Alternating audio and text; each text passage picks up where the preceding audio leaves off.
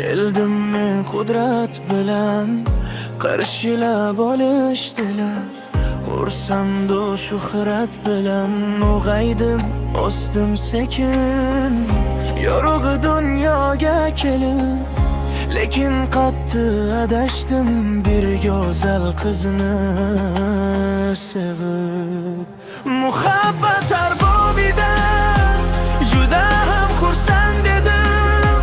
Endi sevish bobida hurmatim baland dedim. Ko'ngli o'zgada ekan, so'ngra bildim yorimni.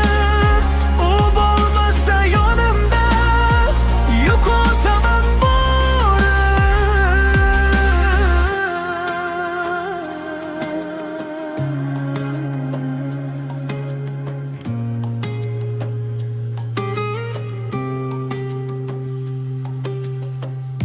ko'zimda qolgan izlar, labida soxta kulgu, va'dalar ichida yolg'on aralash tuyg'u. Men sevganim bor yo'g'im, osmonga yetdi o'xim. Nega ko'rdim shu qizni, bormidi yo gunohim. Muhabbat arbobida juda ham xursand edim. Endi sevish bobida hurmatim baland dedim. Ko'ngli o'zgada ekan, so'ngra bildim yorimni. U bo'lmasa yonimda yo'qotaman borimni.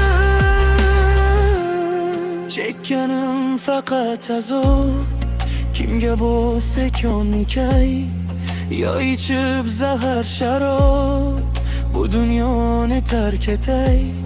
Tugamoqda bu umrim, ketmoqdaman olgani. Sevgan yorim ey tangrim, kelarmi bir ko'rgani deymanu. Muhabbat